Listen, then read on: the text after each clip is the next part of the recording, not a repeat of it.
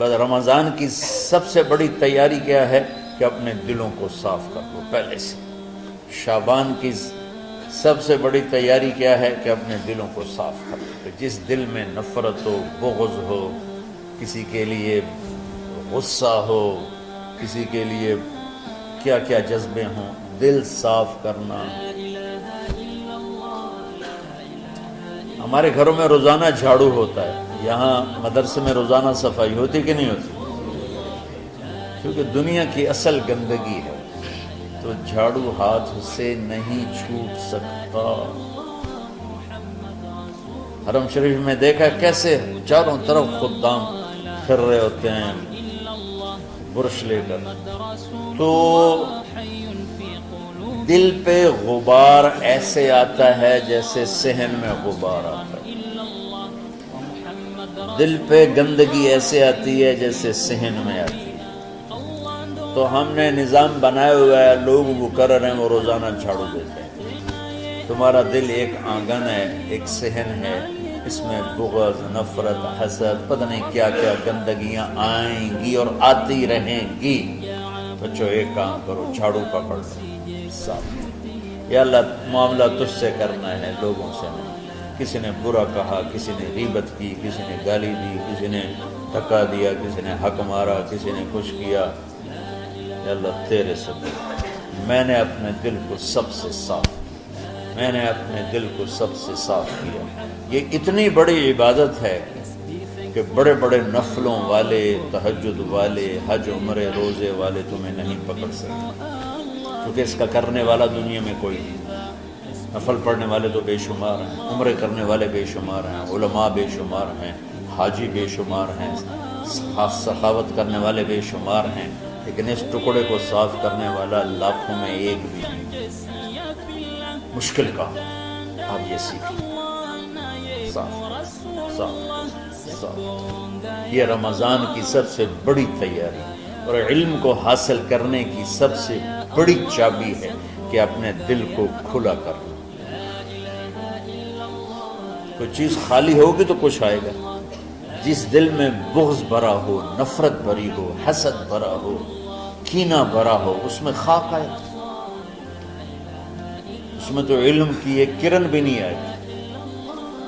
زبان سے چاہے جتنے مرضی موتی بکھیرے، دل اس کا اندھا ہوگا۔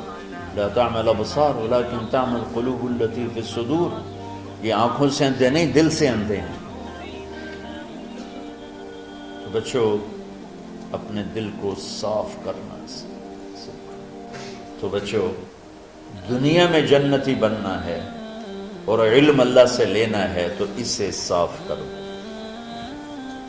سب کی نفرت سے سب، اس نے مجھے یہ کیوں کہا، اس نے مجھے یوں کیوں دیکھا، اس نے میرے بارے میں یوں کیوں کہا، اس نے میرے بارے میں یہ کیوں لکھا۔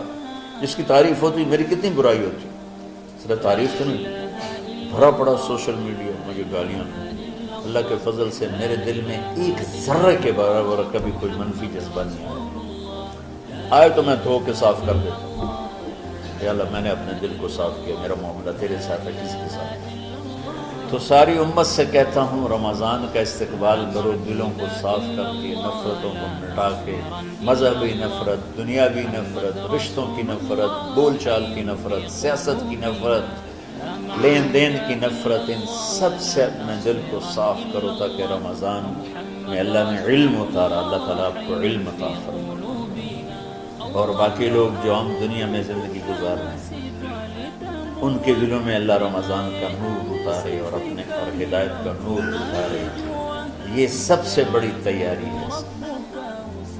اور آپ میں جو حفاظ ہیں وہ ترتیب بناؤ، آپ کے اعزازہ بنائیں گے، آپ الگ الگ اپنا یہاں ٹولیوں میں بٹ کے، جیسے ماشاءاللہ پہلے ہوتا تھا، اپنا قرآن سناؤ، 10 دن میں سناؤ، ہفتہ میں سناؤ، 20 دن میں سناؤ، 3 دن میں سناؤ، تمہاری مرضی ہے، لیکن یہاں فضا بنے، چاروں طرف قرآن پڑھا جا رہا ہو۔